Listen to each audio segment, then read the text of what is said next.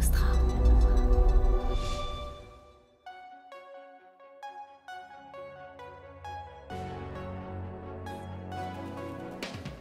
C'est 100% vidéo, c'est 100% exclusif et ça c'est, je crois, une des raisons du succès de Mesdames Média, c'est que ce que vous trouvez chez nous, vous ne le trouvez pas ailleurs. C'est-à-dire que jamais on ne reprendra des infos, des contenus diffusés ailleurs. Tout ce qui est chez nous est produit par nous, puisqu'on est une société de production. Et donc avec notre ton, dans notre ligne, et du coup que des exclusivités en fait.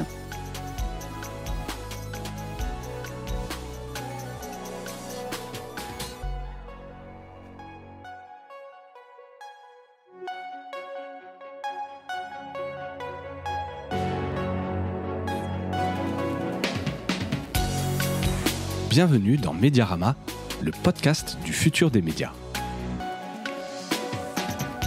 Je suis François Desfossés et chaque semaine, je rencontre des entrepreneurs, des têtes penseuses et des experts de la galaxie média. Ce podcast est proposé par Cosa Vostra, agence de conseil tech et créative. Retrouvez-nous sur cosavostra.com.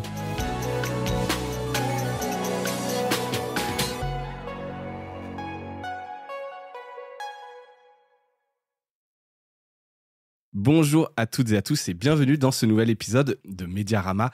J'ai le plaisir de recevoir aujourd'hui Maïtena Birabin et Alexandra Kruk, cofondatrices de Mesdames Média, donc un média qui fait partie de Mesdames Productions. Voilà, en travaillant cet épisode, j'ai bien vu la distinction entre les deux. On va revenir un peu sur les deux avec une idée de départ dans la création de ce média, se demander où sont les femmes de plus de 45 ans et plutôt de les chercher. Elles ont allumé les projecteurs pour les mettre en lumière. On va commencer, si vous le voulez bien, par une petite présentation croisée un peu de vos profils avant qu'on parle de la jeunesse du projet et puis qu'on plonge un peu dans ce qu'est ce média, le modèle économique, les communautés, tout ce qu'on va pouvoir imaginer en termes de produits, de distribution du média. Et puis, on finira peut-être par une projection dans le futur. Comment vous imaginez le futur? On va commencer par toi, Alexandra, si tu le veux bien. Tu as fait toute ta carrière à la télévision, plutôt, alors j'allais pas derrière les caméras, mais plutôt dans le côté du développement, divertissement, notamment chez TF1. Pas entrepreneuse à la base, hein. Pas du tout. Non. Pas du tout entrepreneuse. J'ai été salariée pendant une trentaine d'années. Ouais. J'ai en effet une carrière, j'ai 52 ans et à peu près presque 30 ans dans les médias. J'ai commencé stagiaire, assistante de prod, coordinatrice de prod et productrice. J'ai même eu l'occasion, la chance de travailler dans une grande chaîne TF1 où j'étais directrice des divertissements. Et j'ai toujours regardé les entrepreneurs avec beaucoup d'admiration en me disant jamais je ferai ça, j'ai trop peur, c'est trop incertain. Et donc jamais je me suis dit qu'un jour je monterais une boîte. Et pourtant, tu es là derrière ce micro pour en parler. Absolument. Donc, comme quoi, tout peut arriver. Maïtena, je notais grande figure du paysage audiovisuel. Tout le monde te connaît. Tu as vu à un moment donné. Ouais, je crois pas. Oh, j'imagine quand même, de par ton parcours, à un moment donné, on a tous, à un moment donné, vu une image avec Maïtena entre les matins. Alors, tant mieux. Tant mieux, exactement. Et aujourd'hui, à la manœuvre voilà, d'un média donc, très incarné pour mettre en avant les femmes de plus de 45 ans. Pareil, t'avais jamais entrepris avant? Non, non, entrepris dans le sens entrepreneurial, non. Ouais. Après, on entreprend tout le temps quand on fait de la télévision. C'est des petits projets, c'est une sorte d'intrapreneuriat quelque part. C'est ça, mais après, la grande différence, c'est que tu sors des bulletins de salaire et ça, c'est une immense satisfaction et une immense fierté. Ouais, ça, quelque part, c'est vrai. Je sais pas ce dont on va parler aujourd'hui, mais tu as raison, le côté payer des gens, les rémunérer quelque part, et que la structure, la boîte, en tant que personne morale, puisse faire vivre des gens, et si en plus on kiffe au quotidien. Et s'arracher les cheveux pour que ça continue, essayer de trouver des solutions pour que ce soit pérenne, développer, engager encore plus de gens, faire grandir des gens, c'est génial tout ça. Ouais, ça c'est, tu vois, le parallèle chez Cosa Vostra, c'est vrai que c'est une des grandes fiertés. Il y a des moments de galère, mais quand tu regardes tous les gens qui sont passés à un moment donné, qui font partie de cette, alors je vais pas dire le mot famille parce que faut pas exagérer, mais qui sont passés chez Cosa Vostra à un moment donné, tu dis quand même, ça représente quelque chose au-delà de ce que nous on peut faire. Bien sûr. C'est vrai que c'est une fierté, ça. J'ai une petite anecdote. On a lancé notre première série il y a 4 ans. On était au catering, c'est-à-dire à l'endroit où vont des jeunes avec toute l'équipe, les techniciens, les comédiens. On était une 50aine de personnes et tout d'un coup, ça devait être le premier jour du tournage. Et Maïtena vient à côté de moi et elle me dit, tu te rends compte là, tous ces gens-là, c'est nous qui les payons.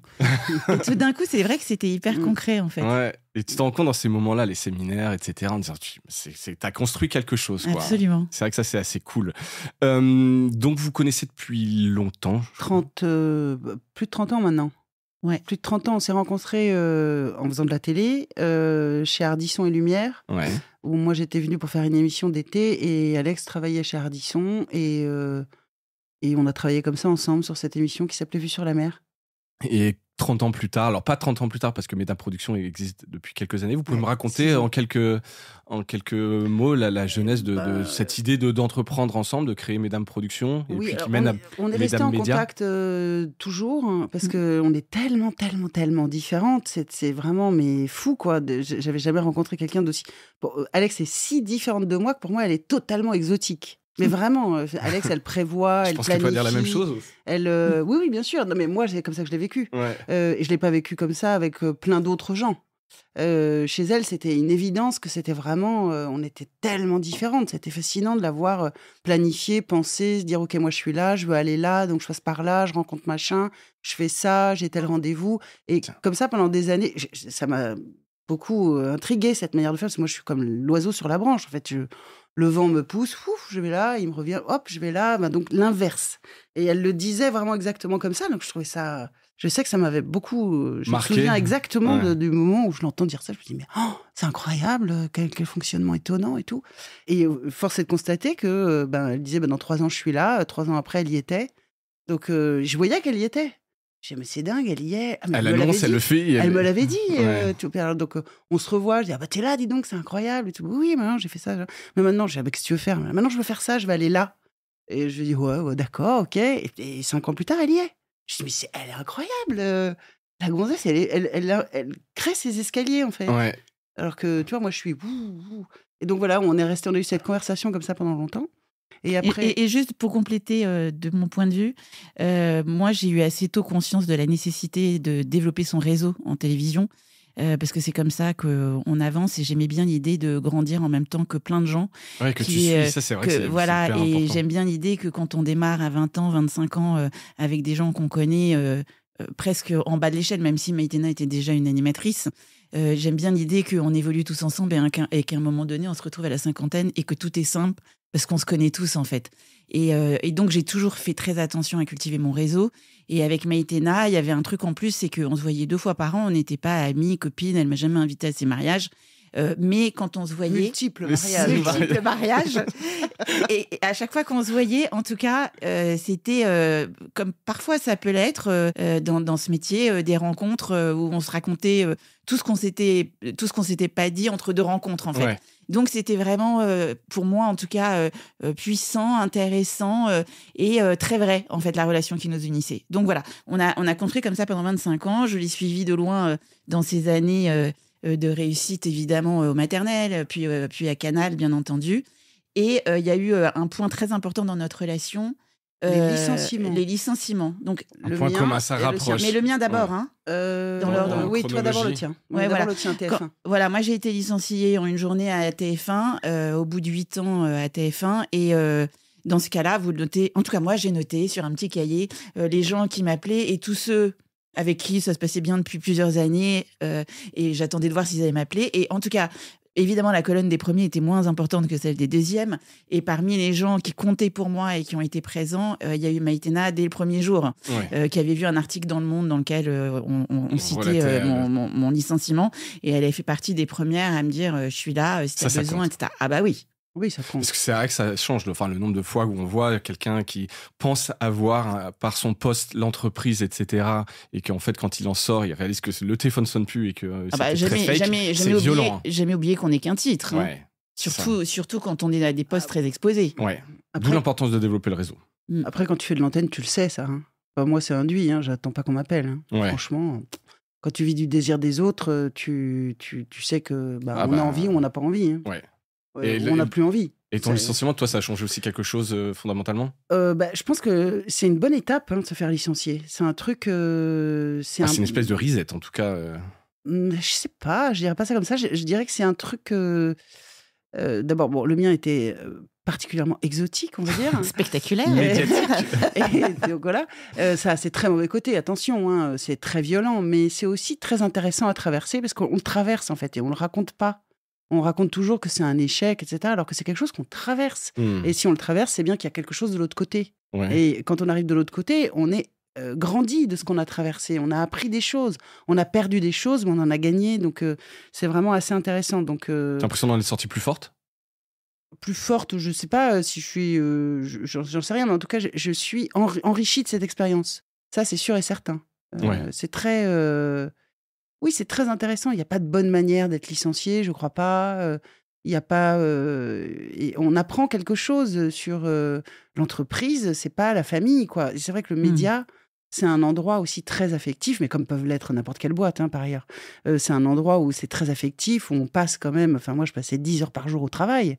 Donc, enfin, je pouvais pas imaginer de travailler avec des gens avec lesquels je m'entendais pas. Ou... Ouais. Il y a un truc de cooptation qui est très puissant. Et le média, c'est aussi un endroit où on a sa place. Et Alex comme moi, on avait des places singulières et des places de pouvoir. Donc des places très singulières, très spécifiques. Voilà. Pour autant, moi, je me suis jamais dit. D'abord, j'ai toujours eu conscience que ça pouvait s'arrêter. Et deuxièmement, je m'en fous que ça s'arrête. Donc Vraiment. comme ça, ah mais alors vraiment, mais complètement. Parce que justement, après, il y a autre chose. C'est Génial. important de préparer. Ouais, Qu'est-ce ouais. qu'on va faire? Ouais, voilà, mais ça, Ah, c'est bien. qu'est-ce qu'on Ça, va c'est le faire? tempérament optimiste en se Ouais. disant il y aura toujours quelque chose. Je sais pas, j'ai pas de goût pour le malheur, ça c'est sûr. Ouais. Non, et puis c'est vrai que dans l'entreprise, plus on monte dans les postes, plus on dépend de celui qui va être au-dessus de nous. Et quand tout d'un coup, pour des raisons bonnes ou pas, quelqu'un arrive au-dessus de vous et qu'il n'a pas envie de travailler avec vous, il a le droit. Ouais, bien sûr. Il a le droit. Ouais. Donc, C'est le jeu. C'est le jeu, absolument. Moi, j'ai été licenciée 2 fois et les 2 fois, je me suis repositionnée professionnellement et j'ai construit des choses encore plus grandes que ce que j'avais fait par le passé. Et j'ai continué d'apprendre. Et mon dernier licenciement m'a amené à monter Mesdames Productions. Et où je suis aujourd'hui avec plaisir. Si je n'avais pas été licenciée, je serais peut-être toujours salariée d'un groupe. Très probablement, ouais. Ou peut-être je serais en train de décrépir, peut-être. Alors que là, comme vous le voyez, Non mais c'est un je vrai suis truc. épanouie. Vous répondissez. Non mais c'est un vrai truc à dire Merci. ça. Il y a beaucoup de gens qui ouvrent leur boîte après s'être fait virer. Ouais. Et il y a beaucoup de gens qui ne se rendent pas compte qu'ils pourraient ouvrir une boîte s'ils se font licencier. Donc le licenciement, comme le chômage, qui est tellement maltraité dans ce pays, c'est un moment D'opportunité. déjà de se réparer. Et ensuite, d'inventivité, de créativité. Et on est bien aidé en France quand même pour ça. Mais c'est il est incroyable. maltraité, mais on est. Oui. Non, mais il mais est les mal dispositifs, considéré, oui, il est mal considéré. raconté, Oui. les politiques en parlent mal, ils Ouais. ne comprennent pas ce que c'est, parce qu'ils y sont jamais passés déjà. Ouais, c'est clair. Donc, non, mais vraiment, c'est un endroit où on peut... nous, on a utilisé nos périodes de chômage pour créer notre boîte. Franchement, j'aurais pu aller sur un bateau, faire de la plongée aux Maldives. Ouais. je pense Bon, que bah t'as non, pu. on a créé notre boîte, en fait. Et donc, C'est génial. vous avez créé Mesdames Productions. Oui. Dont on n'a pas trop entendu parler. Enfin, alors, moi, je suis pas dans ce milieu Parce de que la t'es production. ringard. Exactement. C'est hyper connu. Mais je suis pas. Tout le PAF nous connaît, hein. Ça c'est Voilà. le plus Par important ailleurs, pour nous. c'est Tous vrai. nos clients nous connaissent. Donc moi, je ne connaissais pas Mesdames Productions. J'ai évidemment découvert le lancement de Mesdames Média. Vous pouvez là rapidement. C'est de la prod de fiction. C'est la donc prod de c'est pour fiction. ça les chaînes nous connaissent. En fait, on a commencé en se disant qu'on allait faire de la télé puisque c'est ce qu'on sait faire. Ouais. On pensait plutôt faire du flux. Les flux, c'est tout ce qui est émission. Mais en fait, la période de flux d'émissions qu'on a connue, nous, elle est complètement écrasée. Donc, on n'arrivait pas à proposer des émissions créatives, etc. Et Alex avait hyper envie de faire de la fiction. Comme beaucoup, on l'entend souvent, mais c'est vrai, en France, tu as du mal à sortir des cases. Alex, elle voulait faire de la fiction. Comme elle était hyper bonne en divertissement de télé, on lui Et disait flux, de faire ouais, du flux. de faire ça. Voilà. Donc, pour réussir à le faire, fallait créer sa boîte. Et donc, on a très vite fait de la fiction. Tout de suite, la première année, on a produit une série pour OCS, on en a produit depuis une deuxième, on vient de finir un meurtre A, alors ça te dit rien, mais c'est diffusé le samedi soir sur, je vérifie, France 3. Je sais plus si c'est le samedi ou le dimanche. C'est le samedi et c'est un truc qui fait 7-8 millions de spectateurs. Voilà, donc... 5-6. Dans 7-8, le nôtre, tu vas voir. Tu vas voir. Ok. On se projette. Et voilà, et donc on produit de la fiction. Et la fiction, c'est un modèle économique très particulier où il vaut mieux se lancer à 35-40 qu'à 52 et 57. Parce que ça paye pas ou parce que ça paye met pas tout de longtemps à suite. payer. Ouais, c'est ça. Ça met longtemps à payer. Il faut avoir un catalogue de 10 ans pour gagner de l'argent. D'accord. de C'est 10 ans de l'investissement, production, l'investissement, et t'as En des fait, tu gagnes de catalogues l'argent après quand que tu revends. Ouais. Donc, tu produis, ça te coûte de l'argent, tu cèdes des droits de diffusion et qui durent 3, 5, 6 ans. Et puis, au bout de ces... Tu récupères. Tu récupères et tu peux revendre. Ouais. Mais donc, il faut attendre ces 3, 5, 6 ans. Moi, j'ai 57 ans, inutile de te dire que je les ai pas. Hein. Ouais. Je peux pas attendre 64 ans pour gagner des thunes. Hein. Ouais. Parce que je mange entre deux, donc il faut que je C'est gagne vrai. avant. Bon. Voilà. Non, et puis le développement en fiction, il est très long. On considère que c'est des cycles minimum de 3 ans. Entre Avec le financement, l'idée. Alors, les pas tant le équipes. financement, Pas loin. l'écriture, la Ouais. vente, la réécriture, etc. Et donc, c'est minimum 3 ans. C'est entre 3 et 5 ans raisonnablement pour entre le moment où vous avez l'idée et le moment où il a l'antenne. Et en fait, le modèle économique, il est sur la réussite de la saison 1. Enfin, donc, il vaut mieux développer de la série, avoir une série à plusieurs épisodes, qu'elle marche et que vous ayez plusieurs saisons. Et là où ça devient très intéressant, c'est que vous avez une série avec 4 saisons de 8 épisodes. Vous en avez 32, 4, 8, 32. Et là, vous pouvez vendre à l'international 32 épisodes à un prix qui vous permet d'avoir Qui est du quasiment en revenu marge nette. Ouais. Vous avez payé votre prod, etc. C'est de la marge nette qui rentre. Et c'est ça le modèle économique de la fiction. Mais comme vous l'avez compris, il faut installer des succès sur la longueur. Il faut que ça marche dès la saison 1. Il faut que ça marche. Donc, autant vous dire, par exemple, que les Sur gens aléatoire. qui ont créé HPI aléatoire. aujourd'hui, c'est banco, ouais, bien bingo, sûr. parce qu'en plus, c'est adapté dans plein de pays aujourd'hui, aux États-Unis en particulier. Bon, nous, Mais pour un on HPI, aurait il y en a pu. combien, effectivement Non, mais voilà, il y en a très peu des HPI. Donc, HPI est l'exception qui confirme la règle. Et voilà, donc on s'est rendu compte que pour nous, on s'y était prise trop tard. Voilà.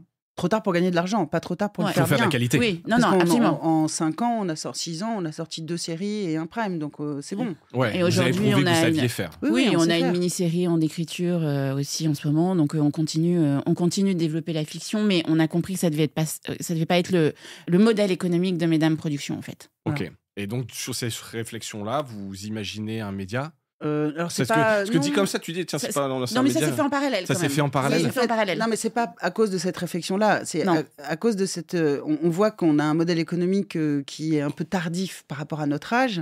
Et par ailleurs, on a une idée et on a une envie. Et on se dit, bon voilà, on essaye de vendre ça à un talk avec des femmes de plus de 50 ans. On fait le tour des chaînes de télévision qui toutes n'en veulent pas. Pour plein de raisons. Et pourtant, on se dit, merde, l'idée, Il y a elle est bonne, quelque chose, quoi. elle est bonne, c'est pas possible, etc. Et à un moment, on se dit, mais c'est idiot. Pourquoi est-ce qu'on va s'embêter à aller le vendre à la télévision pour le faire moins bien que ce qu'il y a dans nos esprits pour des femmes qui ne regardent pas la télé de toute façon? Parce que les gonzesses de 45, 55, 60, elles regardent pas la télé. Elles sont où? Elles sont sur leur téléphone. Bon, bah, faisons-le sur le numérique. Allons-y. Et en plus, on avait cette envie dès le départ.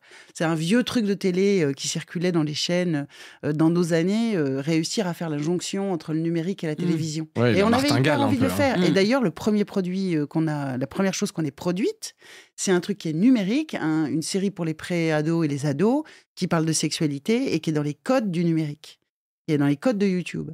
Et on voulait, nous, amener nos savoir-faire de télévision sur la légèreté et la joie du numérique, qui est ce que nous, on a connu à la télévision quand on a commencé. Oui, un peu Mais le c'est- côté un peu, on fait un peu de La liberté la sur les liberté, formats, la liberté, moins de cases sur les durées, tu fais un ouais. peu On ce que tu essaye, veux. Ouais, on bien fait ce sûr. qu'on veut, on a C'est le moins temps de mettre contraint. à l'épreuve. Ouais. Voilà, tout ça. Et puis la liberté de ton, en fait, et la possibilité de faire des choses qui sortent du formatage auquel nous ont habitués les grandes chaînes, en fait. Ouais. Enfin, vers lequel les grandes chaînes vont de plus en plus, parce que nous, on a connu une Ah télé ouais. qui n'était pas formatée. Oui, oui. Moi, j'ai fait des émissions de télé invraisemblables, incroyables. Ouais. Incroyables, de créativité, où on avait le temps de les installer. Là, maintenant, les enjeux indus sont trop gros. Il y a tellement de chaînes, il faut cartonner tout de suite. Tout de suite, ouais, tu n'as plus le temps d'installer. Donc, ouais. forcément, c'est le plus grand dénominateur commun, donc tu prends pas de risque. Non. Non, et c'est vrai que quand on a monté Mesdames Productions, l'objectif c'était notamment de faire de la fiction, mais c'est vrai que c'était, Maïtena le disait souvent, c'était de passer de l'ancien monde, qu'on va qualifier comme ça, de la télévision, au nouveau monde qui est le digital en général. Mmh. Donc on avait cette envie-là de basculer dans un monde qui était a priori comme ça, pas le nôtre.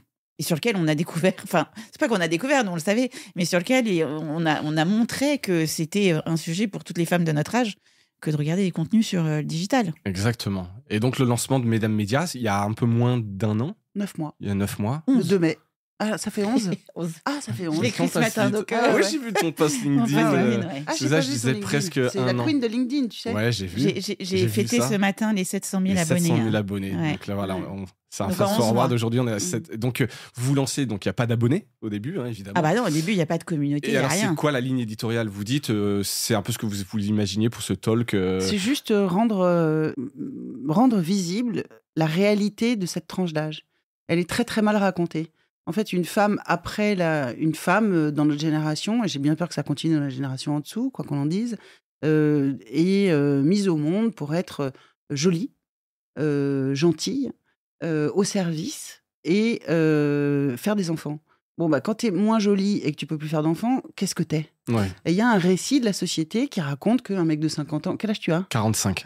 Donc, toi, t'es en train d'être augmenté de ouf. Parce que t'as l'expérience, t'as tout ce que t'as traversé. Mais t'as c'est vrai, des- je le sens, tu vois, et c'est Ouais. pas- mais je le sens dans la société, par dans le rapport à regard. tout, ouais, dans le regard, T'es etc. augmenté. Ouais. Ouais. Et une femme de 45-50 ans, c'est la fin de tout ce qu'elle a été. Hmm. Et je vois pas, très franchement, pardon, hein, le fait que je porte un soutien-gorge ne me donne pas moins de qualité que toi. Ouais, c'est clair. C'est débile. C'est complètement débile. Donc, ce récit, nous, on sait qu'il est faux. On le sait quand on y arrive. Hein. C'est parce qu'on y est arrivé qu'on s'est dit, mais comment il parle de nous, là? C'est quoi le délire? Pourquoi est-ce qu'on me dit que je peux plus m'habiller comme ça? Ou pourquoi? Enfin, c'est quoi? Faut que j'arrête de parler fort dans les restaurants. Faut que je rentre chez moi tôt. Faut que je fasse... surtout que je vieillisse pas trop. Parce que, je sais pas, je pourrais faire mal à la rétine des autres. C'est quoi ce délire? Non, et puis on est celles qu'on quitte. Nos maris nous quittent pour aller voir des plus jeunes, tel que c'est raconté, pas tel Ouais. que c'est Le vrai. récit. Celles qu'on quitte, donc nos Celles qu'on maris, vire. nos enfants. Ça, c'est vrai. Donc c'est vrai que nous, on se retrouvait absolument pas dans ce récit-là, en fait. Le réel n'a rien à voir avec le récit qui est fait. Sauf que le récit, il peut écraser certaines et les empêcher de vivre leur réel. Donc il y a une problématique à avoir plus de 50 ans ou être sorti du champ de la reproduction, certainement, mais enfin il y avait des problèmes à 20 ans, il y en avait à 30, il y en avait à Ouais, 40. c'est Il y en a d'autres- aussi, et il y a un très bon côté de la pièce. C'est un moment jubilatoire, parce que c'est un moment de grande liberté. C'est un moment où on a du temps, ça y est, les enfants, c'est fait, c'est réglé. Ils sont peu ou pro autonomes ou déjà partis. Généralement, sa vie de couple, on l'a faite. On peut en recommencer une, c'est pas Ouais, le bien sujet, sûr. mais c'est fait. Sa carrière, notre carrière, elle n'est pas devant nous à 50 ans, on n'est pas teubés. Donc tout ça, c'est fait. Mm. On est libéré de tout ça. Donc pour la première fois, nous, on a du temps. On a du temps, on est en pleine possession physique de nos moyens, on n'est pas grabataire et on a de l'argent puisque c'est le moment, c'est les chiffres de l'INSEE, où on est le mieux payé en Oui, moyenne. t'es un peu dans ton On, prime. on a ouais. du temps, mais en même temps, il y a une espèce d'urgence, en fait, parce qu'on sait que l'aiguille, elle tourne dans l'autre sens, et on sait qu'il nous L'aiguille de reste... l'horloge. Voilà, oui, et on sait qu'entre 45 et 65, qui est grosso modo le moment où on est encore dans la vie active et en pleine possession de ses moyens et de sa santé physique, c'est le moment où, en fait, si on veut réaliser des trucs qu'on n'a jamais fait, c'est maintenant. Donc, en fait, il y a une espèce d'urgence à faire des choses qu'on n'a jamais fait, se mettre à la musique, se mettre sur les réseaux sociaux, monter Tiens, sa boîte. C'est un bon slogan, ça, c'est maintenant. Mesdames, c'est c'est maintenant. maintenant. Ah oui, parce qu'on est en Mais train c'est vrai, de il y a un peu chercher. le truc. Mesdames, c'est maintenant. pas mal. Ah ouais. On pas n'abandonne mal. pas. Je sais pas pourquoi j'étais certaine qu'en venant ici, on allait le trouver. Ah Et oui ben voilà. Bah Ouais. Et ben voilà, C'est mesdames, c'est Médiarama, maintenant. voilà. Mais ça sonne bien, Pas mal. ce côté un peu, il faut y On aller. va quoi. dormir dessus. Et donc, c'est pour parler de toutes ces femmes qui. C'est pour les elles mettre le en font, lumière, quoi. pour Les mettre en changer le lumière. discours politique sur ces femmes, pour rassurer celles qui sont inquiètes, pour accompagner celles pour qui c'est difficile, pour leur dire qu'il y a un après, qu'on peut tout faire, que c'est justement un moment de tous les possibles et pas le moment de la fin de tout. Et pour ça, quel format donc, Bah, nous, on fait de la vidéo, la vidéo, donc on fait de la c'est vidéo. quelque chose que vous C'est- connaissez bien, et c'est un média vidéo. Oui. C'est 100% vidéo et D'ailleurs, même le 100% manifeste que je vous invite à aller voir sur le site est en vidéo. C'est qui est une incarné vidéo par Maïtena, Ouais, absolument. qui est très c'est sympa. Merci. C'est 100% vidéo, c'est 100% exclusif. Et ça, c'est, je crois, une des raisons du succès de Mesdames Médias, c'est que ce que vous trouvez chez nous, vous ne le trouvez pas ailleurs. C'est-à-dire que jamais on ne reprendra des infos, enfin jamais, Des je ne sais contenus. pas, mais enfin des contenus diffusés ailleurs. Tout ce qui est chez nous est produit par Produit nous, puisqu'on par est Mesdames une Production, société de production. Et donc, avec notre ton, dans notre ligne, et avec le plus... Et du coup, que des exclusivités, en fait. Donc, il y a 2 formats signature. Le premier est incarné par Maïtena. Il y en a 3 maintenant. Alors oui, on pourrait dire un troisième. Donc, le premier format signature, c'est celui qu'incarne Maïtena, qui s'appelle La Grande Interview. J'ai la chance d'être associée à une des meilleures intervieweuses de la place. C'est moi. J'en profite. Voilà, Ouais, bien donc sûr. on doit être à une quarantaine d'invités aujourd'hui, femmes connues ou moins connues, et avec des récits qu'on n'entend pas ailleurs et qui désormais sont repris partout dans la presse. Il y a beaucoup de reprises presse. Hein. Oui, absolument. Je regardais quand même en préparant, je me suis dit, c'est assez fou. Ouais, on a été identifiés très rapidement. Parce en fait, c'est grâce à...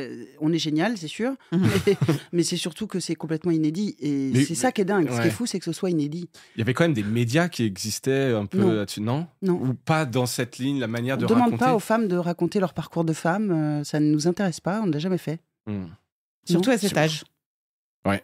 À 20 ans, on a quand même beaucoup moins à dire. Hein. Ouais, ça c'est sûr. À 50 et à 60, je pense qu'on peut avoir un récit sur la vie qui éventuellement peut intéresser 2 ou 3 personnes. Ouais. Bizarrement, ça n'était pas fait. Donc, mais ça va avec le fait qu'une femme de 50 ans, c'est terminé, on s'en fout, dégage. C'est pas un produit qui plaît, ou je sais pas, on imagine qu'on va pas monétiser ou que ça n'intéresse pas. Hein. Donc en tout cas, voilà, il y avait cette place, vous l'avez prise, donc 3 grands formats, donc, la grande interview qu'on diffuse, qu'on met à disposition, qu'on met en ligne sur tous nos réseaux sociaux et sur notre site internet et sur YouTube désormais, le vendredi, et dont on diffuse des extraits tout le week-end. Ça, c'est vraiment un hit. On monte jusqu'à 5-6 millions de vues sur les interviews qui sont des interviews souvent de gens connus, mais pas que. Femmes politiques, artistes, femmes de télévision, femmes d'affaires, avocates, magistrates. Enfin, on va un peu partout. Le deuxième format signature qui nous tient beaucoup à cœur et qui marche très fort, c'est ce qu'on appelle le déclic. Donc ça, c'est mis en ligne tous les lundis et après, ça se diffuse sur les réseaux sociaux. Aux faveurs de l'algorithme, et ça met en avant des femmes qui, autour de 50 ans, à partir de 45 ans, ont eu un déclic dans leur vie, ont changé quelque chose dans leur vie. Et elles ont tout changé. Elles se réveillent à côté de leur mec. Elles disent je peux pas faire ça à la fin de ma vie. Non, je peux pas.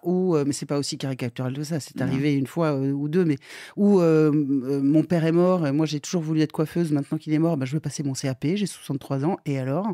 Ou alors, je travaille dans les assurances. Mais en fait, moi, ce que je veux, c'est avoir une tronçonneuse.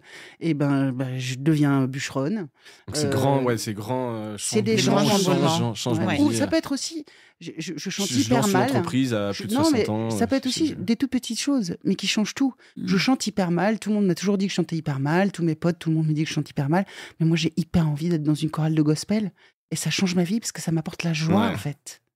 Et donc, c'est des petits moves comme des grands moves qui sont des déclics parce qu'on a cet âge-là. Donc ça, c'est vraiment le format, on va dire, communautaire de Mesdames. C'est toutes les femmes... beaucoup de femmes nous écrivent, en fait.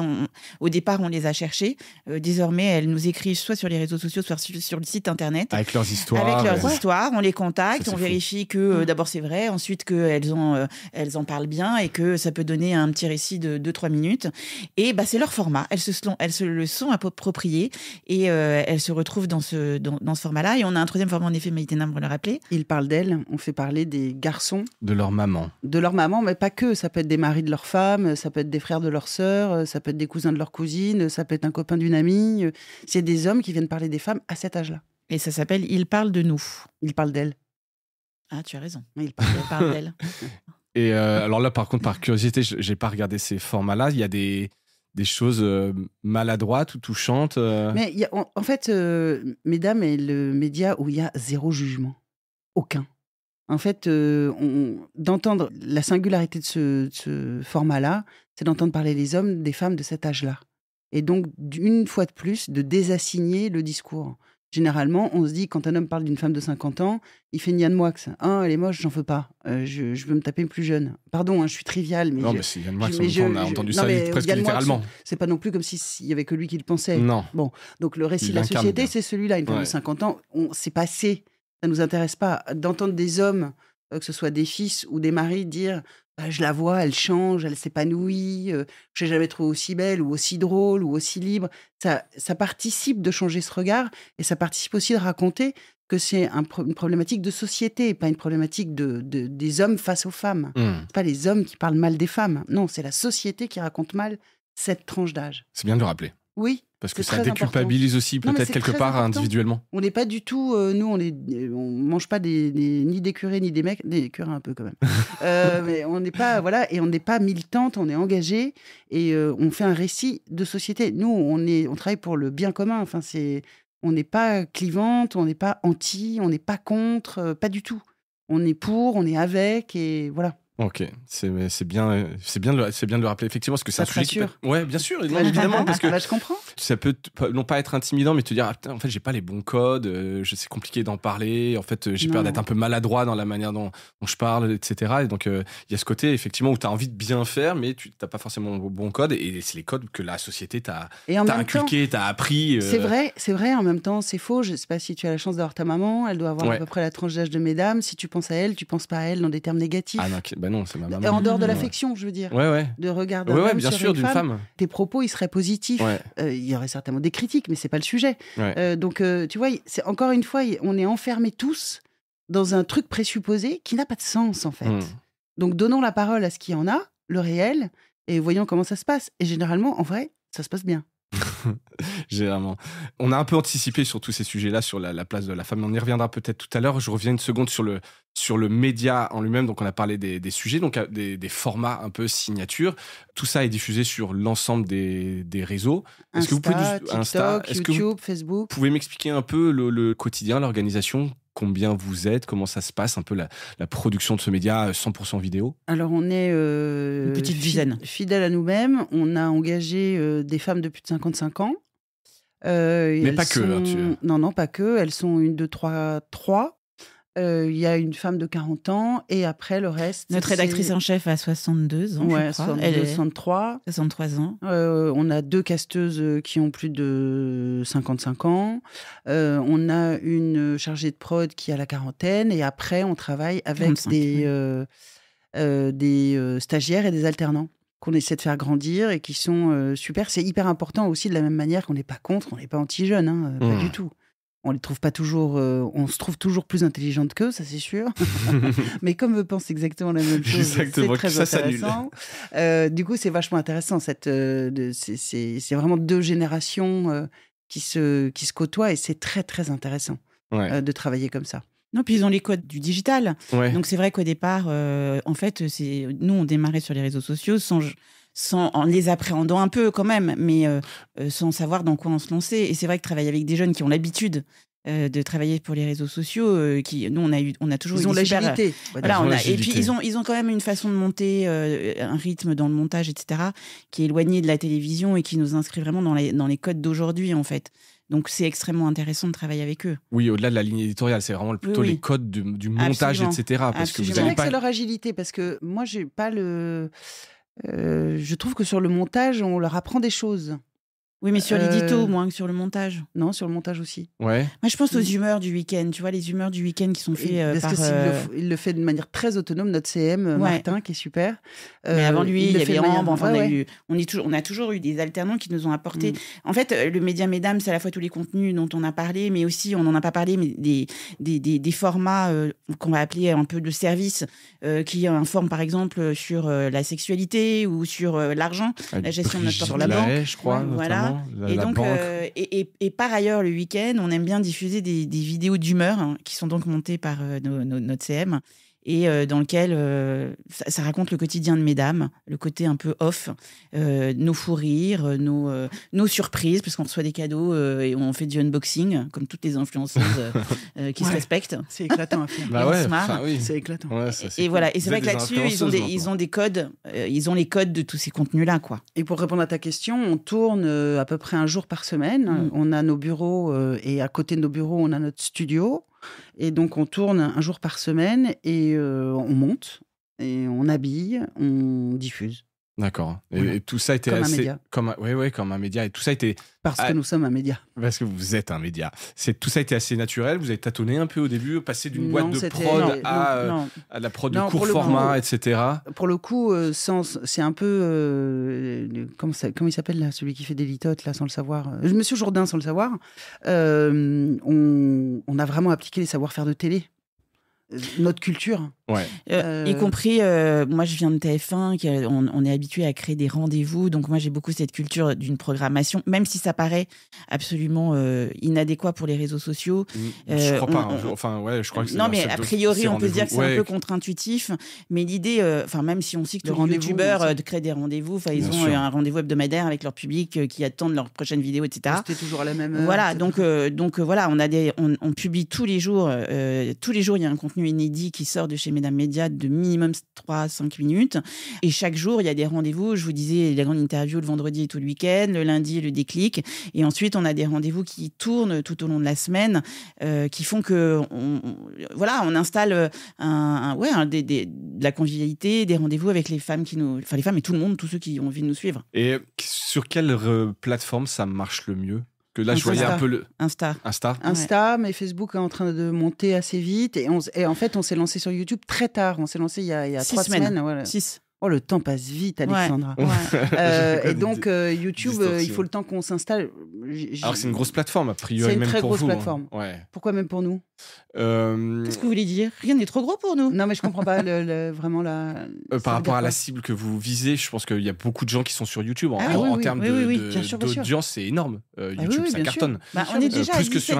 On est déjà à plus de 17 000 sur YouTube. Donc, oui, mais par rapport au vrai, je crois que sur Insta, vous êtes à. Ah oui, on est à 300. On est à 386 oui, là où on se parle. 400 000. Bon, on a commencé 10 mois avant. Enfin, ouais, c'est ça. En fait, ça peut rattraper assez vite. C'est ça le truc. Ouais, ça peut rattraper assez vite. Et juste, c'est marrant sur les chiffres parce que nous, on est des filles de télé en dessous du million, on comprend pas. En dessous du million, c'est nul. Ça, c'est d'autres échèles. Mais bien sûr. Et donc, nous, c'est pas les mêmes coûts de prod non plus, donc il faut aussi. Ça, c'est toi qui le dis. Ouais. On va y venir sur les chiffres. Et donc là, on est à 700 000 personnes qui nous suivent sur un bassin de population active, 45-65, 9 millions de femmes. Ouais. Donc notre marge de progression. Elle est énorme. Énorme. Ouais, elle est encore énorme. Elle est énorme. Donc on n'est qu'au début. Ouais, bien sûr. On parle de chiffres justement. Est-ce que le média en lui-même aujourd'hui est rentable? Comment vous êtes lancé? Vous êtes autofinancé? Ouais. On est parti sur fonds propres. Ouais, on a utilisé la trésorerie de Mesdames Productions pour lancer Mesdames Média. Et aujourd'hui, on a pas mal d'annonceurs qui nous ont rejoints. Tout est gratuit, on l'a dit, c'est sur les réseaux. Donc c'est vraiment contenus. un modèle. On s'est beaucoup interrogé. Est-ce qu'on fait un modèle payant par abonnement? Est-ce qu'on fait un modèle gratuit financé par la pub? Vraiment, c'est un endroit où on s'est vraiment beaucoup posé, où on a rencontré plein de gens, de la créatrice de auféminin.com à d'autres qui ont lancé leur chaîne, YouTube, Internet, tout ça. Et à l'issue de ces discussions, on s'est dit qu'on allait choisir le modèle annonceur. Parce que, et ça c'est jamais raconté, en fait, nous on vient d'un monde de la télévision où on s'adressait, le chiffre le plus important quand j'étais à TF1, et M6 c'est la même chose, c'est les fameuses, qu'on appelait comme ça, on les appelle plus comme ça, parce que maintenant c'est le responsable des achats, mais pendant longtemps on les appelait les ménagères de moins de 50 ans. Donc en fait, moi j'ai grandi avec l'idée que il fallait j'ai travaillé plutôt pour les moins de 50 ans. Et c'est toujours ce que regardent en priorité les chaînes privées notamment, et même le service public. Alors que quand ils ont des 50 ans, ils sont contents. Hein, parce que c'est eux qui font l'audience aujourd'hui. Voilà. Et en fait, personne ne les calculait, cette audience-là. Et en fait, nous, on s'adresse à une cible, comme le disait Maïtena, 9 millions de personnes, et aujourd'hui, une femme sur 2 en France a plus de 50 ans. Une femme sur 2 qui travaille. Et elles sont tous les jours un peu plus nombreuses, bien entendu, elles se renouvellent. Donc, certes, les femmes de 50 ans ne sont pas l'avenir, mais elles sont bien le présent. C'est-à-dire, les jeunes sont l'avenir, on entend bien pour les marques, c'est hyper important. Mais les femmes de 50 ans, elles sont le présent, et pour longtemps, en fait. Ouais, de c'est 50 celles qui ans consomment, qui ont les moyens, et qui ont encore voilà. 30-40 ans devant. Non, mais voilà. Il ne faut pas être vieille pendant 50 ans, c'est pas possible, en fait. Non. Ça n'a pas de sens. Ça n'a pas de sens. Aucun sens. Et puis surtout, ça a du sens. Enfin, le business, c'est une cible hyper intéressante. Certainement pas dans un pays vieillissant.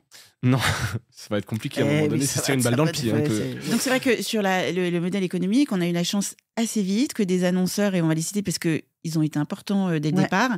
Il y a le groupe Vive. Apple nous a suivis aussi. Voilà, qui nous a aidés avec du matériel pour tourner, pour monter, etc. Apple. Ouais. Ouais. C'est marrant parce que c'est vraiment le genre de boîte où ils ont du mal à faire des partenariats comme ça. Ils nous ont aidés en back-office. Oui, sans aucune contrepartie. Ils nous ont donné du matériel qui nous permet de tourner, filmer. Enfin, bon. C'est une bonne idée pour ceux qui se lancent, aller voir Apple, avoir du matériel. Après, il faut avoir les bonnes connexions. Je ne pense pas qu'on se pointe dans un Apple Store. En tout cas, ils aident les gens qui se lancent sur le digital en général. Donc, en tout cas, c'est comme ça qu'ils nous l'ont dit. Donc, on a eu aussi la marque de Vive. De cosmétiques. Non, là, on s'en l'a dit, René Furterer. Elisabeth Arden. Là, on fait un gros partenariat avec Lancôme, qui s'est extrêmement bien passé. Quel type d'opération? C'est du classique apprendre brain à se content? maquiller, c'est idiot, mais se maquiller après 50 ans, c'est pas du tout la même chose que de se maquiller à 30, 40. Pas du tout, c'est pas la même manière. Et ça peut dire, si vous m'écoutez, ne le faites pas. Ne vous maquillez pas comme avant. Et donc, on avait envie de partager ça, quoi, de faire un truc là-dessus. Et donc, avec Lancôme, on a proposé un format qui s'appelle Belle Belle Belle, où il y a un maquilleur qui vient. Et comme nous, on aime notre communauté, c'est pas n'importe qui. C'est le maquilleur de Virginie Efira, et qui a plus de 50 ans. Et qui est belle comme le jour, et elle serait pas belle, ce serait pareil.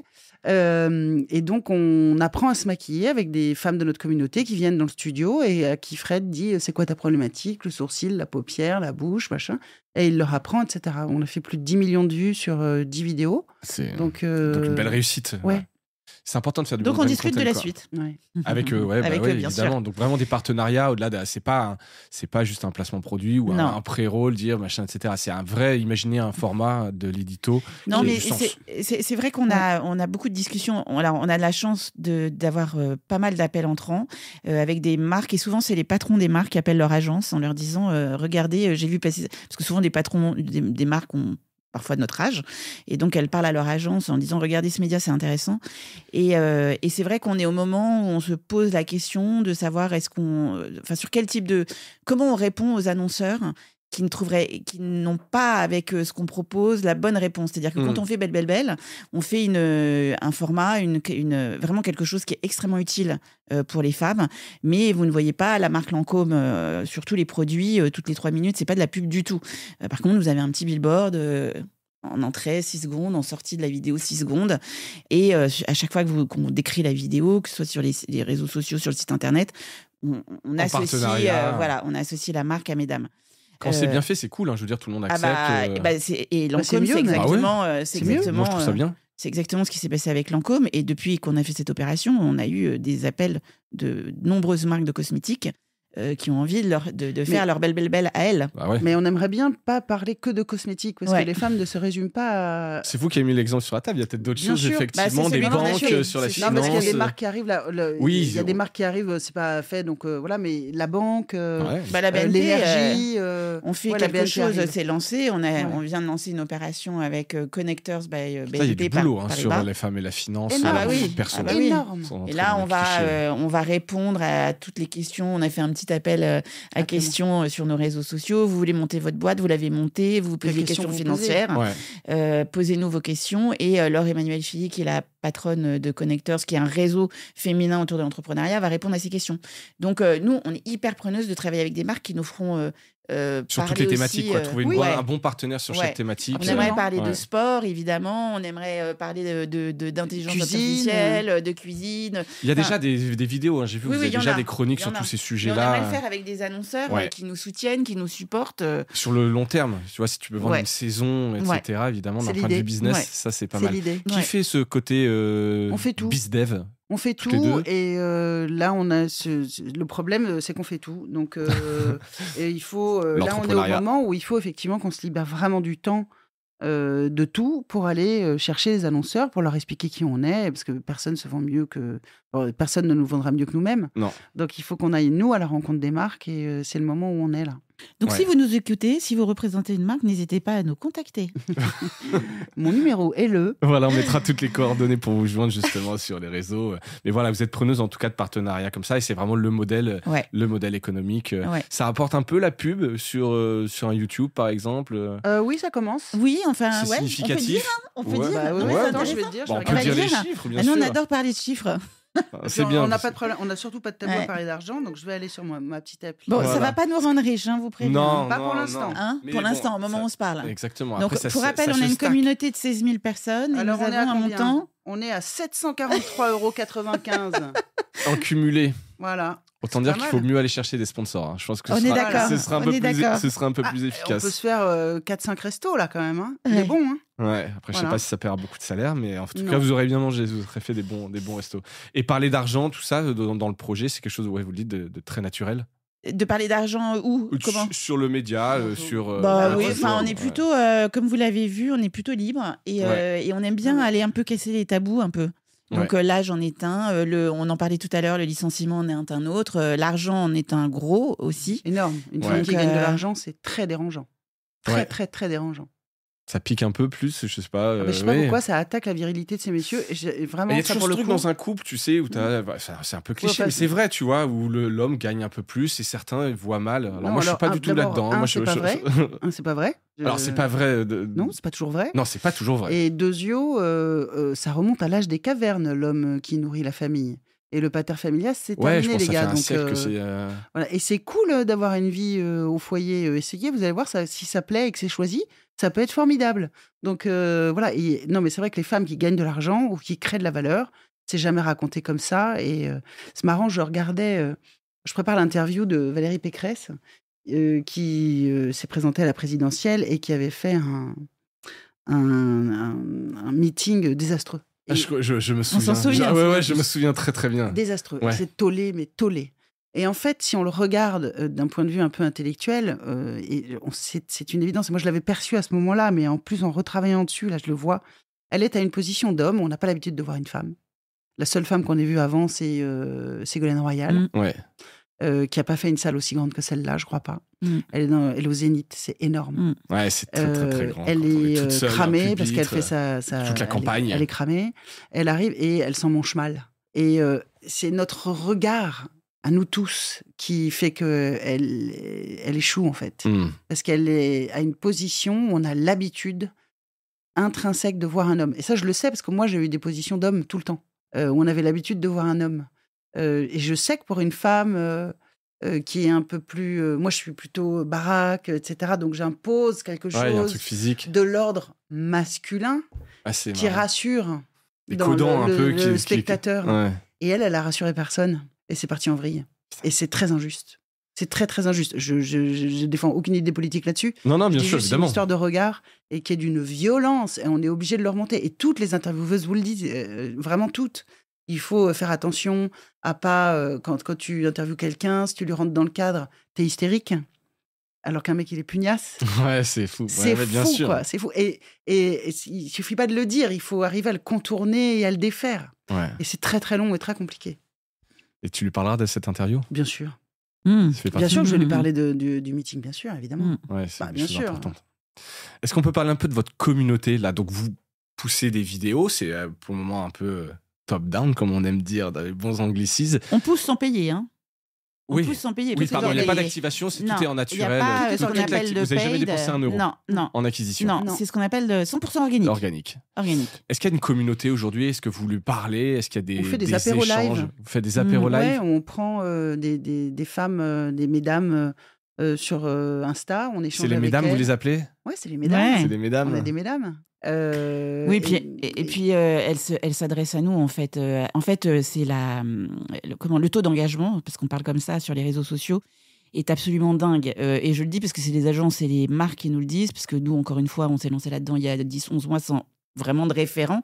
On peut vous parler d'audience pendant des heures de chaîne télé, mais sur les réseaux sociaux, voilà. C'est pas les KPI, tout ça, nous on découvre, voilà. Tout. Et on apprend sur le tas, en discutant. C'est pas compliqué, hein. Non, mais voilà. Mais c'est des nouveaux métriques, c'est des nouvelles choses à suivre et à comprendre. D'autant que on s'est dit au départ. Non, mais on s'est dit au départ, on va passer par une régie publicitaire pour aller chercher l'argent. Puis en fait, personne voulait. Peu de gens croyaient au projet. Il y a 11 mois et 1 an, les gens qu'on a interrogés, etc., ne croyaient pas au projet. Puis ils nous ont dit revenez nous voir dans 3-4 ans quand il aura émergé. Donc en fait, on s'est débrouillé toute seule. Et donc, au contact des annonceurs, on a découvert des questionnements sur lesquels. Voilà, là, on vous parle de paid et de organique. Enfin, il y a 10 mois, on ne savait même pas ce que c'est. Donc et on n'osait pas leur demander, on le cherchait après. Et je ne sais plus où je voulais en venir. La question, c'était sur la communauté. Donc, on a un taux d'engagement absolument dingue. C'est-à-dire que dès qu'on poste une vidéo, il y a énormément de likes, de cœurs sur Insta ou sur Facebook et énormément de commentaires, de questions, d'interactions. Donc, c'est là que vous voyez que la communauté réagit, aime la plupart du temps. Nous, on les lit tous, les commentaires. À 95%, c'est des commentaires extrêmement positifs, extrêmement soutenants, supporters. Et donc, cette communauté, on la voit vivre sous nos yeux. C'est la même qui nous écrit sur le site Internet, qui s'abonne au site Internet pour commenter les vidéos sur le site Internet. C'est la même qui nous envoie des messages Tous les jours, ça arrive sur nos boîtes mail. On a tous les jours 2-3 messages de femmes qui nous disent merci, qui nous disent j'ai envie de témoigner, qui nous disent j'ai adoré ça. C'est un gros soulagement pour les femmes. C'est un gros c'est des paroles qui s'ouvrent comme ça et elles se reconnaissent dans des portraits. Le message principal, c'est merci, quoi. Merci, on existe. C'est touchant. On existe, quoi. Bah oui, vous existez, les filles. Bien sûr que vous existez. Comment que vous existez Et on aime à dire que ce succès, c'est notre succès à toutes, quoi. Voilà, Maïtena est évidemment l'emblème, le porte-drapeau. Bah si, quand même, t'es la figure. C'est l'idée, c'est l'idée qui marche. La chef de file. C'est l'idée qui marche. Mais derrière, on les embarque avec nous et les femmes qui nous disent avoir retrouvé la confiance grâce à nos contenus, grâce aux interviews, grâce aux déclics et qui disent maintenant je vois les choses autrement. Mais rien que de leur dire, mesdames, vieillir est une chance et fêter 50 ans, 60 ans, ça veut dire que vous êtes encore vivantes. Pensez à celles qui ne sont plus là, qui ont laissé leurs enfants, enfin voilà. Mais rien que de leur répéter ça. Plutôt que de dire oui je vieillis, parce qu'on en a eu des copines qui avaient peur de passer les 50 ans, qui disaient voilà la ménopause, il faut qu'il va tomber les machins, etc.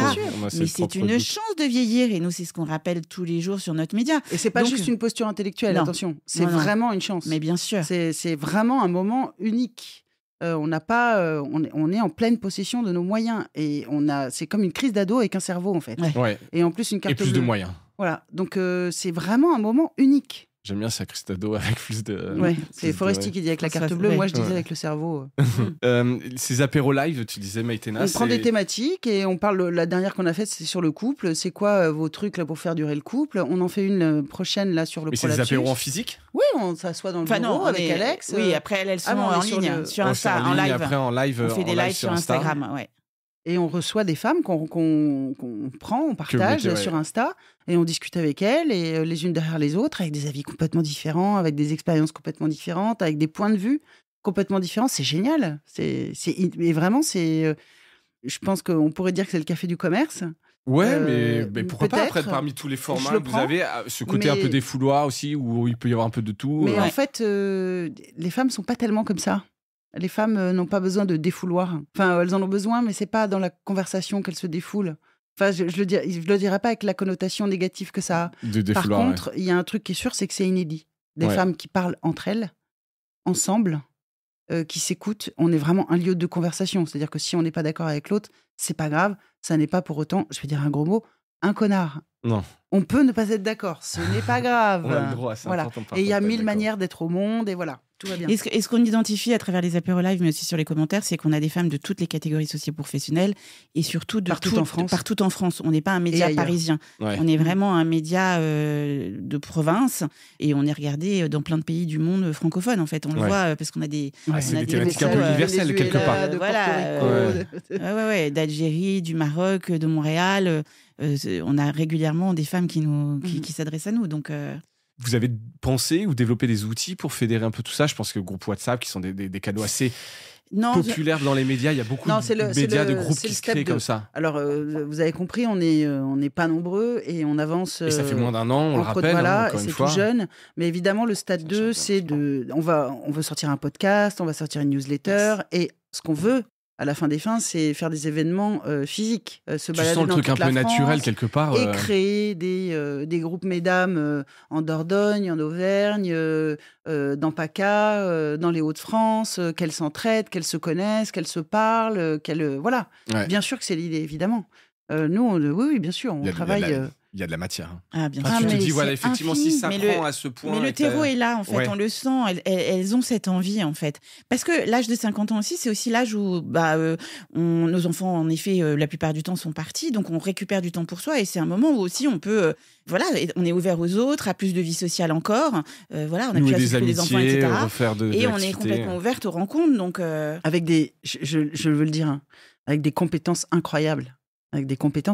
Chaque femme de 50 ans dans ce pays, quel que soit son QI, son niveau social, est une fille qui sait s'organiser, gérer, prévoir, qui n'est jamais prise de cours, le nombre de compétences qu'on a. Je cherche d'ailleurs, au début, je cherchais quelqu'un qui soit capable de faire le bilan de compétences de ce que c'était qu'une femme de 50 ans. On n'a pas réussi à trouver, et je regrette beaucoup, parce que j'aimerais beaucoup qu'on mette les mots sur ce qu'on sait faire. C'est très impressionnant. C'est très, très, très impressionnant, vraiment. Il faudrait creuser ce sujet-là. Ouais. Est-ce que c'est un outil? Est-ce que c'est un questionnaire à faire qui permettrait derrière? Ou Faudrait est-ce que c'est quelqu'un qui est spécialiste Ouais, je voulais vraiment faire le bilan de compétences, moi. Ouais. Vraiment, c'était ça qui m'intéressait. Tu veux dire l'outil que tu mettrais à la disposition personne qui permettrait... qui est capable d'analyser, de nous mettre en mots le bilan de compétences de ce que c'est que d'avoir 50 ans et en étant une femme, en ayant traversé la vie, en ayant été salariée, professionnelle, épouse, mère, sœur. Voilà, il y a des compétences incroyables qui sont là. Ouais. Ça fait dire que vous pourriez même aussi aller sur du mentorat ou des choses comme ça. Oui, absolument. Tu sais, on peut faire des conférences, on peut faire des réunions physiques où tu vas aller rencontrer quelqu'un qui est spécialiste de la finance, qui va te dire voilà, qu'est-ce que tu peux faire, comment tu peux gérer tes relations avec ton banquier.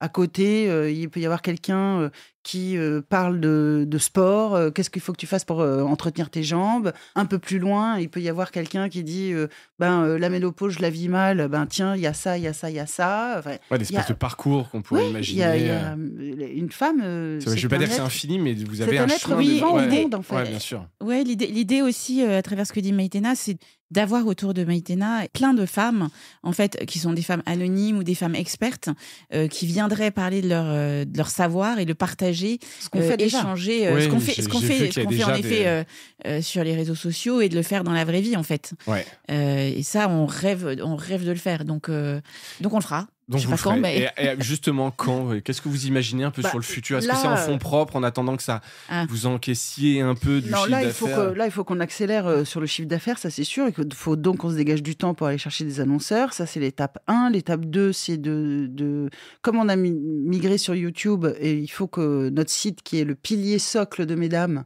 devienne quelque chose qui soit beaucoup plus magazine, avec un service beaucoup plus fort. C'est là-dessus qu'il y aura la newsletter, par exemple. Ouais. On va faire un podcast aussi, parce qu'il y a tellement de matière à faire de podcast, déjà avec ce qu'on a fait, mais même des entretiens inédits ou d'autres choses, il y a vraiment quelque chose à faire.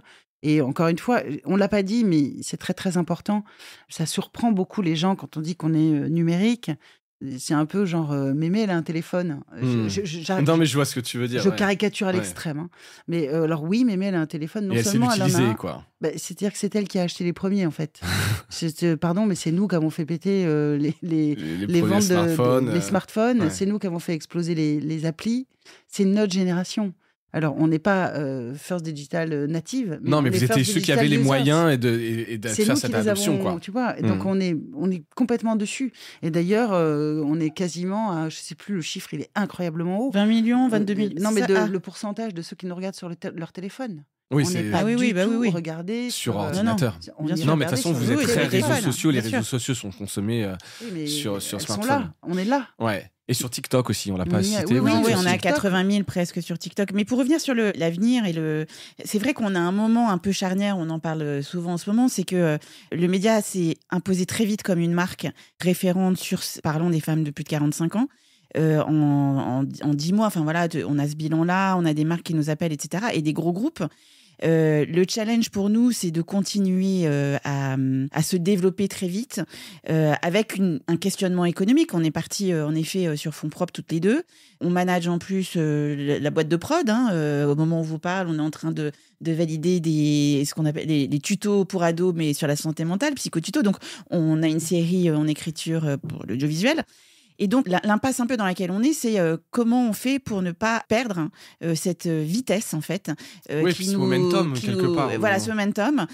Comment on arrive à passer au stade d'après en réussissant tout ce qu'on veut réussir et en continuant sur fonds propres. La vérité, elle est là. Alors, Alex dit impasse, moi, je dis le moment. Pour moi, c'est pas du tout une impasse. Ouais, c'est un moment. Oui, impasse parce que j'ai pas la réponse au moment T. Ouais. Je dirais, oui, en effet, je vous dirais, c'était un moment. quand on aura trouvé la solution. Mais vraiment, c'est notre questionnement. La solution, on la connaît, c'est du temps et du travail. Ouais. Non, c'est aussi la possibilité de faire rentrer des investisseurs dont on parle, avec qui on discute. Voilà, mais ça veut dire, pour nous qui sommes très défenseuses de notre liberté, ça veut dire. Bien sûr, derrière, qu'est-ce que ça veut dire, entre guillemets ? Ce sont des comptes à rendre. Après, il y a différents types d'investisseurs. C'est plus l'indépendance que la liberté, parce que la liberté, moi, j'ai toujours été libre. Mais l'indépendance, c'est un goût. On en parlait un peu avant. Ouais, moi, c'est quelque chose qui est très important. Après, il y a d'autres manières de financer. Je sais pas, du crowdfunding, des choses comme ça qui permettraient. Ça, moi. Ouais, c'est pas dans notre culture. Non, c'est une vraie question. On a une vraie possibilité, mais c'est tellement éloigné de notre culture. Ouais. De demander de l'aide, c'est. Alors, c'est pas forcément de l'aide, c'est plutôt. Si, pour nous, c'est comme ça que je le vois. C'est comme ça que tu le vois. C'est comme ça que c'est vu. Il y a plein de manières de le voir qui, Bien pour moi, sûr. sont très positives en disant en fait, j'ai envie de participer à la réussite de Medium Média et je serais ravi d'aider. Mais ce que je veux dire, c'est qu'il y a le nom qui surgit tout de suite d'Alex et que moi, mentalement, j'ai de la même manière parce que c'est tellement pas dans notre culture. Tellement pas. Alors que oui, c'est un outil. Ouais, bien absolument. sûr. Et puis après, ça pourrait être des investisseurs, mais des particuliers, des gens où, je sais pas, tu crées un véhicule qui permet aux gens de devenir actionnaires, aux femmes de devenir actionnaires de mesdames. Une manière de faire, tu vois. Scope. Ouais. Pourquoi pas bien Pourquoi sûr. pas une scope Après, on part dans des choses, mais il y a des manières de faire, d'accélérer. Puis comme tu le disais, après, c'est surtout de l'organisation. Il faut absolument... Enfin, j'allais dire, je donne un conseil, mais effectivement, se dégager de la production pour aller faire Bien sûr. Oui, voilà. Parce que c'est l'enjeu quand vous êtes... Non, mais voilà. Aujourd'hui, on fait pas assez de commercial, donc... Après, vous avez la chance que ça vienne à vous. Ouais. C'est déjà qu'on se bouge, une bénédiction. On arrive au bout de cet épisode. J'ai encore 2-3 questions. Un peu, s'il y avait une femme de plus de 45 ans à qui vous rêveriez confier un podcast, un micro, une chronique, est-ce qu'il y a des... Ou si on pouvait rêver comme ça, pas forcément française, est-ce qu'il y a une femme qui vous inspire et que vous aimeriez, avec qui vous aimeriez travailler ? Moi, j'ai l'impression que vous avez beaucoup de monde quand même qui dit oui, avec qui vous travaillez. Oui, mais il y a toujours des gens à qui vous rêveriez de... En fait, il y a des icônes américaines qui ont quand même ouvert le chemin avant la France, type Jane Fonda ou Kate Winslet, qui pourraient faire l'affaire. On parle souvent, enfin, toi, tu parles souvent et on aimerait beaucoup la recevoir. Peut-être qu'on peut faire un appel. À qui ? À Christine Lagarde. Qu'on rêverait de recevoir. Qu'il y a 2-3 trucs un peu. Quelques sujets en ce moment. Ouais. Je pense pas que ce soit le bon moment en ce moment. Même si on adorerait la recevoir. Donc voilà, il y a globalement. Mais quelqu'un à qui confier. Un podcast, un micro, j'imaginais. Tu vois, je pensais que c'était un invité. Oui, non, plutôt à qui tu pourrais. On parlait tout à l'heure des experts sur des sujets, etc. Est-ce que vous avez des idées, des gens à qui vraiment vous aimeriez travailler ? On y réfléchit. Non, il n'y a pas quelqu'un. C'est d'ailleurs très bizarre. Il n'y a pas d'évidence tout de suite. Il n'y a pas quelqu'une, c'est dingue. Ouais. C'est fou. En fait, on aimerait surprendre. Et par exemple, on a installé la bibliothèque Mesdames avec Sandra Sisley. Ça cartonne. Elle raconte des livres qui constituent les incontournables de la littérature, notamment féminine. Et ça marche. Féministe. Et ça marche hyper fort. Et personne ne l'attendait là. Donc... on aimerait bien comme ça créer des surprises. Donc, petits pas de côté. Voilà, des petits pas de côté. Le rêve ultime, est-ce qu'il y a un moment où vous diriez c'est bon, on a réussi, on a gagné ? Quand on aura vendu ? Ah, ça c'est bien, c'est une bonne réponse d'entrepreneur, ça. Voir à qui on vend aussi. Ça, on vendra à des gens qui continueront. Bon, de toute façon, après, si t'es investi là-dedans, c'est que quelque part... Non, mais j'espère, vraiment. C'est terrible, ça, de vendre à des gens qui dépaissent et qui font... Ouais. C'est horrible. Ça peut être horrible. Il y a des entrepreneurs qui arrivent vraiment à switcher, mais je pense que quand on est sur quelque chose avec une thèse si forte, quelque part... Il faut adhérer, sinon... Faut adhérer, et pour moi, on aura réussi quand on parlera de Mesdames comme du média incontournable pour les plus de 45 ans, comme on parle de Brut comme du média incontournable pour les jeunes, en fait. Donc, voilà, je trouve et je trouve que la résonance... de Brut sur les jeunes et un modèle intéressant pour nous, en fait. Ouais. De devenir un peu le média référence sur un format générationnel. Voilà, je trouve que ce parallèle est intéressant. C'est avec la rentabilité en plus, par contre. C'est toi qui... Mais évidemment, c'est un autre sujet, mais en tout cas, sur l'effet générationnel et références, ils ont plutôt bien réussi. Ouais. C'est une femme, j'ai plus son nom, mais qui est des DG. Eva Darky, j'ai fait un post sur elle, qui est une femme formidable, et depuis qu'elle est là, le média est rentable. Tiens donc. Tu vois, elle sait tenir un budget, elle sait tenir... c'est une femme formidable. C'est trop étrange. J'aimerais bien la voir sur le podcast, pareil. Peut-être vous pouvez me mettre en relation. Je mettrai en relation. Elle est formidable. Elle a plein de choses à raconter. Ouais, j'imagine bien. Dernière question qui est un peu le gimmick du podcast. Qu'est-ce que vous avez un truc cool à nous recommander ? Ça peut être ce que vous voulez. Ouais. Vas-y, parce que je ne vois pas de griller. Non, je ne crois pas qu'on ferait qu'on dirait la même chose. Moi, je partagerais, parce que je viens de le terminer, le dernier Karine Tuile, qui est un roman qui met en avant 2 personnages, 2 femmes qui vont s'émanciper et qui ont plus de 45 ans. Donc, on est au cœur de notre thématique. Dans la cible. Et ça s'appelle La guerre par d'autres moyens. Voilà, un super roman que j'ai lu en un week-end dernier, et que j'ai adoré. Ok, c'est cool. Merci Alexandra. Maïtena. Je suis un peu paresseuse, mais Adolescence sur Netflix, qui est vraiment une série... T'es la deuxième personne qui le recommande à ce micro. Ça a vraiment marqué. Non, mais... Alors si, j'ai trouvé autre chose. J'ai une série coréenne. Alors pour ça, Netflix, c'est quand même extraordinaire. Ça a fait découvrir... Tu regardes des choses que tu n'aurais jamais regardées, en plus en VO, donc ça, c'est extraordinaire. C'est une série coréenne extraordinaire, donc je veux retrouver le titre maintenant, qui raconte... C'est une saga familiale, en fait. Mais c'est la Corée du Sud, évidemment, et c'est la Corée ces dernières années, les 50 dernières années, là. Ah, c'est sur toute la Donc, c'est une saga tu un peu sur. Tu sais, toi où t'étais, Ouais. quand tes personnages sont en pendant cette 76, période-là. machin, etc.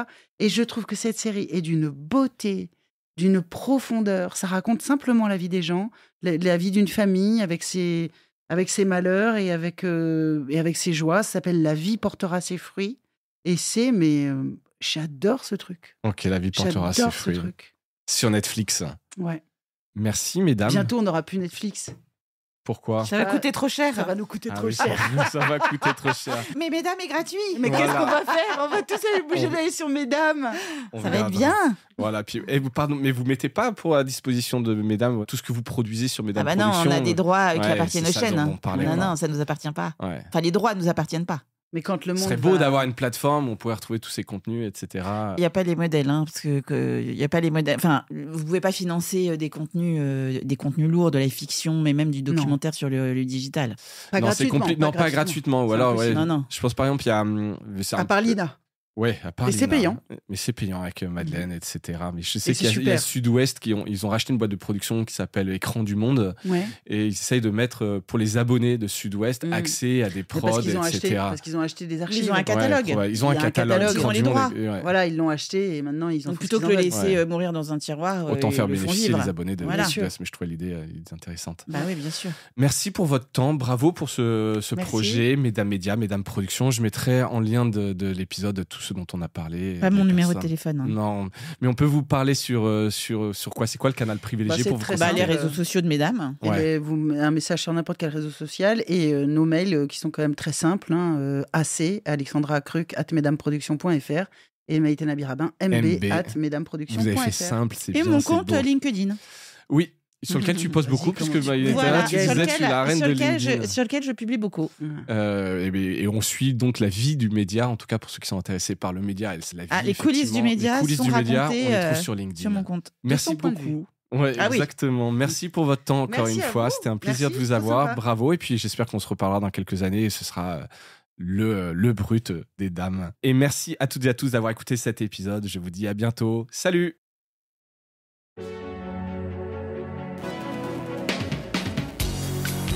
Voilà, Mediarama s'achève. Si cet épisode vous a plu, n'hésitez pas à le liker et le partager. Et puis, si vous souhaitez être accompagné par notre agence Cosa Vostra, contactez-moi par mail mediarama@cosavostra.com. Portez-vous bien.